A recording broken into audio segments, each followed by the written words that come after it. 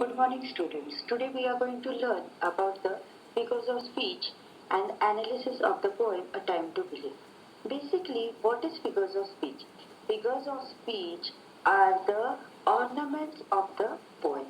Ornaments, or we can say that the poetic creation or the poetic effects of the poem. So let's see how figures of speech used in the poem. Okay. In this session, first we will go to learn about the simile. So, what is the simile? Simile is also a figures of speech. In the simile, direct comparison is made between different objects, and the words such as like or as are used. And now we'll see the example of it. They fight like a cat and dogs. In the above sentences, fighting is directly compared with the cats and dogs fight. For doing comparison, like word is also used, so that it is a simile. Now, second, that is metaphor. Metaphor is also a figure of speech. In the metaphor, indirect comparison is made between two objects, but in the metaphor, like simile, like and as word is not used for the comparison. In the next example, we will see that life is a dream. Here, indirect comparison is made between two objects without using like and as. It is said that life itself is a dream.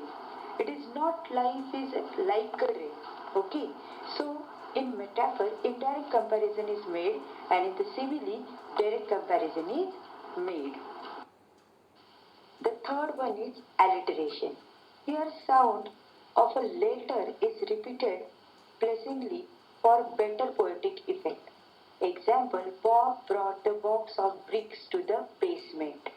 So, in the above sentence, B letter is purposely repeated, and so that the alliteration is take place over here. Next one is repetition. Here, words, phrases, and even the sentences also sometimes repeated for the better poetic effects. So in the sentence, in the example, we'll see Bob brought boxes and boxes of bricks. So in the above sentence, what we can see, the boxes word is repeated for the poetic creation. Is antithesis. So striking opposite words are placed side by side in a single statement. So in the example of antithesis, we can see that man proposes and God disposes. So in the above sentence, we can say the proposes and disposes are exactly opposite words, and it is used in the same sentences, so that it is an antithesis. We can see the one more example of antithesis, like for example, I shut the open window. Okay, shut means close, and open means open. So open and shut or open and close is the opposite word used in a single sentence. So it is called the antithesis. And next one is interrogation. Here a rhetorical question is asked not for the answer but for the better poetic effects. So what is the rhetorical question? Rhetorical means yes no type question. But here poet is not expecting answer from anybody. He just used this type of question for the poetic effect. Like for example, shall I be wasting time like this? In this way, question is asked just for the poetic effects. The poet does not want any answer from the reader or anyone. Now next one is exclamation. Everybody know the exclamation marks, correct? So this is called the exclamation marks. Here the exclamatory form or is used to draw the greater attention and for better poetic effect. Strong feeling of anger, joy or disgust is expressed. Example, what a panoramic view. Panoramic means nice. So here also exclamation mark is used, and in the above sentence we can express the surprise. Next one is personification.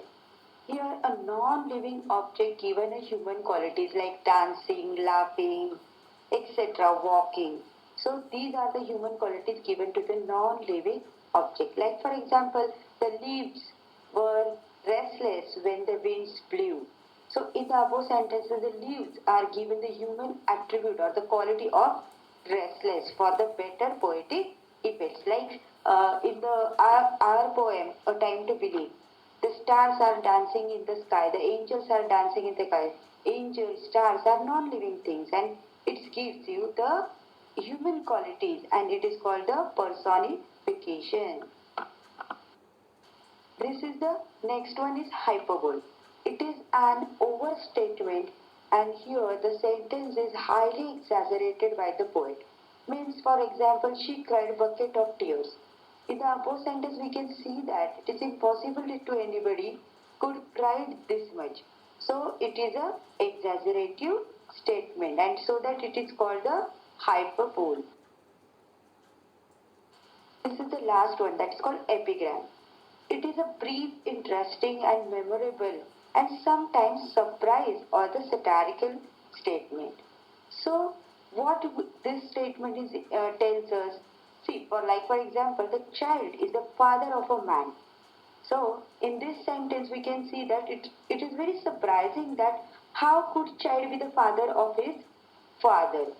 So, it is impossible, but it is a surprising statement.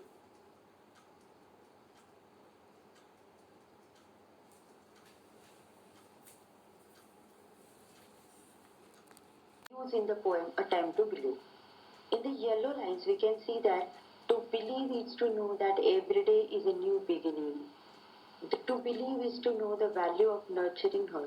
It is an example of epigram.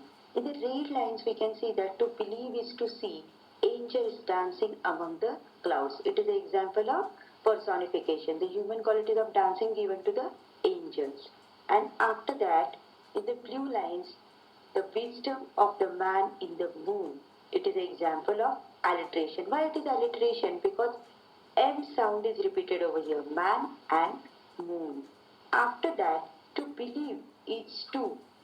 In the last blue lines, we can see that the word or the phrase to believe is to. It's commonly repeated in the each and every stanza. So it is an example of repetition.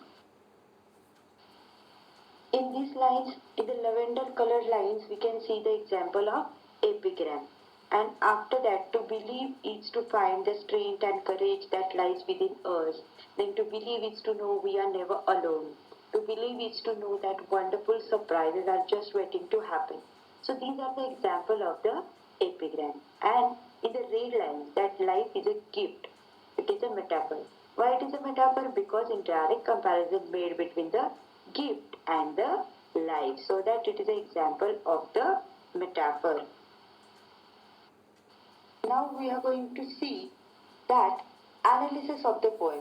What is the analysis of the poem? Basically, analysis of the poem means examining the poem from content, structure, language, or various poetic devices used in the poem for better understanding. We can say the appreciation of the poem. So, in the analysis of the poem, we have to write the theme, tone, structure and stanzas, rhythm and rhyme scheme of the poem, poem and poet, figures of speech of the poem. So, all these things are explaining one by one in the analysis of the poem. So, first is we will see poem and poet. Okay. A Time to Believe by B.J. Morditzer. So it is the name of the poem and poet. After that, we have to write the theme to believe in ourselves and to have a positive and optimistic attitude towards life. Tone serious and inspirational. So we can see that the tone of the poem is it is giving us a serious thing in our life.